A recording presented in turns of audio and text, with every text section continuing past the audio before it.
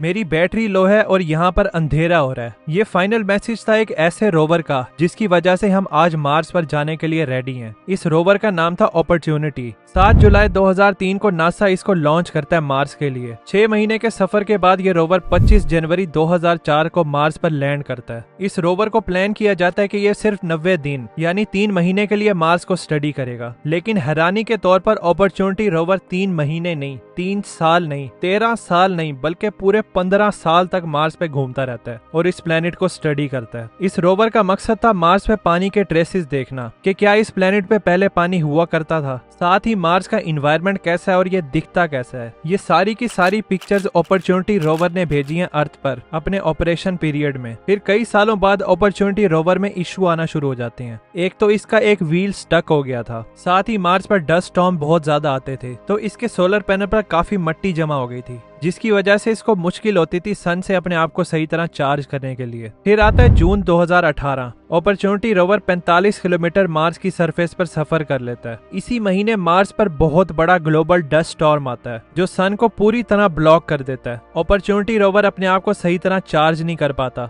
10 जनवरी 2018 को opportunity rover अपना फाइनल मैसेज अर्थ पर भेजता है, my battery is low and it's getting dark. ये मैसेज पूरी दुनिया में वायरल हो जाता है और दिखाता है अपॉर्चुनिटी रोवर की स्ट्रगल मार्स पे। नासा इस रोवर को रिवाइव करने की बहुत कोशिश करता है। इसको सैकड़ों बार रिकवरी कमांड्स भेजे जाते हैं, लेकिन आगे से अपॉर्चुनिटी का कोई रिस्पॉन्स नहीं आता। 13 फरवरी 2019 को नासा ऑफिशियली अपॉर्चुनिटी के मिशन को कंप्लीट डिक्लेयर कर देता है, क्योंकि इसने मार्स को सिर्फ 3 महीने स्टडी करना था, लेकिन ये 15 सालों तक उसको स्टडी करता है, तो मिशन का ऑब्जेक्टिव तो पूरा हो गया था। फिर आते हैं कैसिनी-हुयगेन्स, जिनको जानबूझकर तबाह किया गया। इनको बनाया गया था सैटर्न और उसके मून्स को स्टडी करने के लिए। ये 2 अलग अलग ऑब्जेक्ट थे, कैसिनी और ये छोटा सा हाइगन। ये जॉइंट प्रोजेक्ट होता है नासा, यूरोपियन स्पेस एजेंसी और इटालियन स्पेस एजेंसी के दरमियान। 15 अक्टूबर 1997 को लॉन्च किया जाता है इसको सैटर्न के लिए। सोलर सिस्टम में 7 सालों के सफर के बाद फाइनली ये 1 जुलाई 2004 को सैटर्न के ऑर्बिट में एंटर करता है। कैसिनी का मिशन होता है कि ये सैटर्न को स्टडी करेगा, उसके रिंग्स के बारे में इंफॉर्मेशन लेगा और सैटर्न के इतने सारे मून्स को स्टडी करना। इसने सैटर्न के मून जैसे कि टाइटन, इनसोलेडस, डियोन, रिया के पास फ्लाई बाय मिशन करने थे, इस सर्च में कि शायद इनकी आईसी सरफेस के नीचे पानी हो। और ये कैसिनी के साथ ये छोटा सा हाइगन था। इसका मिशन होता है सैटर्न के सबसे बड़े मून टाइटन में एंटर होकर स्टडी करना, क्योंकि साइंटिस्टों को लगता था कि टाइटन में पानी है। 25 दिसंबर 2004 को हाइगन कैसिनी से डिटैच होता है और अपनी जर्नी सैटर्न के सबसे बड़े मून टाइटन की तरफ शुरू कर देता है। हाइगन टाइटन के एटमॉस्फेयर में 14 जनवरी 2005 में एंट्री मारता है। डिसेंड करते हुए हाइगन टाइटन के एटमॉस्फेयर और वेदर के बारे में डाटा कलेक्ट करके भेजता है। हाइगन सक्सेसफुली टाइटन की सरफेस पर लैंड हो जाता है और ये पहला मैन मेड ऑब्जेक्ट होता है जो किसी प्लेनेट के मून पे कदम रखता है, आउटर सोलर सिस्टम वाली साइड पे। हाइगन डिस्कवरी करता है कि टाइटन में नहरें और दरिया भी हैं, लेकिन मीथेन और इथेन के। इसको टाइटन में कॉम्प्लेक्स ऑर्गेनिक केमिस्ट्री का सुराग भी मिलता है, जो ठीक वैसे ही था जैसे हमारी अर्थ पर शुरू में होता था। ये सारा डाटा ट्रांसफर करने के लिए हाइगन के पास सिर्फ 90 मिनट का टाइम था और ये सारा डाटा सक्सेसफुली कैसिनी को ट्रांसफर कर देता है, जिसके बाद कैसिनी वो डाटा अर्थ पर ट्रांसफर करती है। अब आता है ग्रैंड फिनाले का टाइम।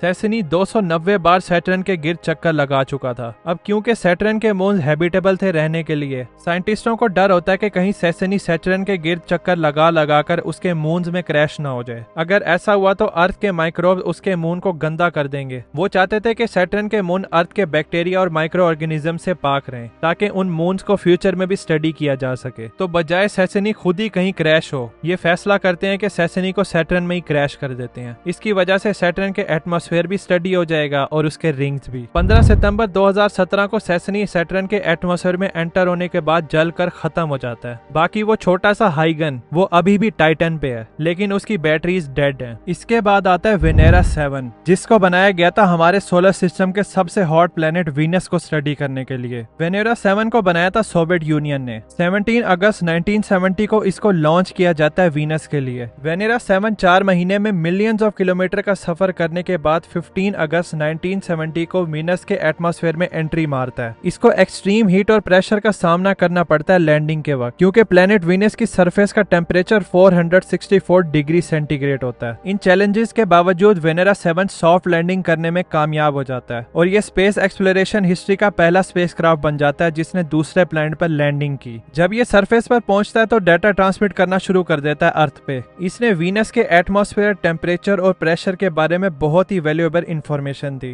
डाटा ट्रांसमिशन बहुत ही खराब क्वालिटी का होता है क्योंकि प्लैनेट वीनस पे हार्श कंडीशंस थी। वेनेरा 7 सिर्फ लैंडिंग के 23 मिनट बाद तक ही ट्रांसमिट करता है डाटा, लेकिन फिर उसके बाद ये प्लैनेट वीनस की हार्श कंडीशन को सह नहीं पाता क्योंकि इसको लॉन्ग पीरियड के लिए बनाया ही नहीं गया था। 23 मिनट के बाद वेनेरा 7 से कनेक्शन टूट जाता है। अगले दिन 16 दिसंबर 1970 को इस मिशन को एंड कर दिया जाता है और वेनेरा 7 हमेशा के लिए प्लैनेट वीनस पर लॉस्ट हो जाता है। इसके बाद आते हैं वॉयेजर 1 और वॉयेजर 2, जो कि आज भी और अभी भी इस अकेले अंधेरे यूनिवर्स में ट्रेवल कर रहे हैं। वॉयेजर 2 को लॉन्च किया जाता है 20 अगस्त 1977 को। इसका मिशन होता है सोलर सिस्टम के आउटर प्लैनेट्स जुपिटर, सैचुरन, यूरेनस और नेपच्यून को एक्सप्लोर करना। वॉयेजर 2 जुपिटर पर जुलाई 1979 को पहुंचता है। ये इस गैस जायंट की पिक्चर्स और डाटा को अर्थ पर भेजता है। जुपिटर के सक्सेसफुल विजिट के बाद वॉयेजर 2 अगस्त 1981 को सैचुरन से फ्लाई बाय करता है। ये इस प्लेनेट के रिंग्स और मून को स्टडी करके डाटा को अर्थ पर भेजता है। जनवरी 1986 को ये यूरेनस के पास पहुंचता है और ये पहला स्पेसक्राफ्ट होता है जो यूरेनस को विजिट करता है। इस आईसी प्लेनेट की वॉयेजर 2 पिक्चर्स लेता है, एटमॉस्फेयर को स्टडी करता है और इसके मून्स को ऑब्जर्व करता है। फिर ये सारा डाटा अर्थ पर भेज देता है और वॉयेजर 2 की फाइनल डेस्टिनेशन होती है प्लेनेट नेपच्यून। अगस्त 1989 को वॉयेजर 2 प्लेनेट नेपच्यून के पास पहुंचता है। ये इसके एटमॉस्फेयर को स्टडी करता है, नेपच्यून के ग्रेट डार्क स्पॉट को डिस्कवर करता है और इस प्लेनेट के मून ट्राइटन को डिटेल से स्टडी करता है। यहाँ तक वॉयेजर 2 का प्राइमरी मिशन कंप्लीट हो चुका था। अब इसको इंटरस्टेलर स्पेस में भेज दिया जाता है। वॉयेजर 2 ऑफिशियली 2018 में इंटरस्टेलर स्पेस में एंट्री मारता है। इसके ट्विन मिशन वॉयेजर 1 को 5 सितंबर 1977 को लॉन्च किया जाता है। वॉयेजर 1 का प्राइमरी मिशन होता है सोलर सिस्टम के आउटर प्लैनेट्स को स्टडी करना, स्पेशली जुपिटर और सैचुरन। रिलीज होने के 1 साल से भी ज्यादा अरसे के बाद ये मार्च 1979 को जुपिटर के पास पहुंचता है। ये प्लैनेट जुपिटर के मैसिव स्टॉर्म और क्लाउड पैटर्न्स की बहुत ही स्टनिंग पिक्चर्स भेजता है। इसके साथ ही ये जुपिटर के गिर्द लाइट सी रिंग को भी डिस्कवर करता है। जुपिटर के सक्सेसफुल विजिट के बाद ये अपना सफर प्लैनेट सैचुरन की तरफ शुरू कर देता है। नवंबर 1980 को वॉयेजर 1 सैचुरन के पास पहुंचता है। ये सैचुरन के गिर्द काफी सारे फ्लाई बाय चक्कर लगाता है। सैचुरन के रिंग्स और उसके मून्स के बारे में काफी सारी वैल्यूएबल इंफॉर्मेशन भी भेजता है। वॉयेजर 1 का प्राइमरी मिशन कंप्लीट हो जाता है और इसको इंटरस्टेलर स्पेस में भेज दिया जाता है। 2012 में वॉयेजर 1 पहला ह्यूमन मेड ऑब्जेक्ट बन जाता है सोलर सिस्टम की बाउंड्री को क्रॉस करके इंटरस्टेलर स्पेस में एंट्री मारकर। इस स्पेसक्राफ्ट में गोल्डन प्लेट रिकॉर्ड भी है। ये गोल्डन प्लेट हमारी ह्यूमन सिविलाइजेशन की तरफ से एक स्पेशल मैसेज है उन सिविलाइजेशंस के लिए अगर वो एग्जिस्ट भी करती हो जिनको ये स्पेसक्राफ्ट मिलेगा। इस प्लेट में 55 लैंग्वेजेस की ग्रीटिंग्स हैं, मुख्तलिफ कल्चर्स के म्यूजिक हैं, नेचर की साउंड हैं जैसे कि थंडरस्टॉर्म, वेल्स की आवाज, इसके साथ ही बहुत सारी पिक्चर्स हैं। वॉयेजर 1 को जब इंटरस्टेलर स्पेस में भेजा जा रहा था तो इसके कैमरास को अर्थ की तरफ पॉइंट किया गया और ये लास्ट पिक्चर खींची गई थी जिसका नाम है पेल ब्लू डॉट। उस वक्त वॉयेजर 1 अर्थ से 6 बिलियन किलोमीटर दूर था। ये छोटा सा डॉट हमारी अर्थ है। हमारी सारी ईगो, हमारा घर, हमारी सारी जिंदगी इस छोटे से डॉट में गुजर रही है। ये है हमारी छोटी सी जगह इस पूरे यूनिवर्स में। लेकिन आप भी ये चीज सोच रहे होंगे कि ये पिक्चर हमें कैसे रिसीव हुई, वो भी 6 बिलियन किलोमीटर दूर से। ना कोई वाईफाई है, ना कोई नेटवर्क है। अर्थ पर ही रहकर हमें सिग्नल्स नहीं आते सही तरह। लेकिन टेंशन न लो, ये मैंने वीडियो बनाई हुई है कि ये स्पेसक्राफ्ट करोड़ों किलोमीटर दूर से हमें पिक्चर्स और वीडियोस कैसे भेजते हैं। यहाँ पर क्लिक करके देख सकते हैं।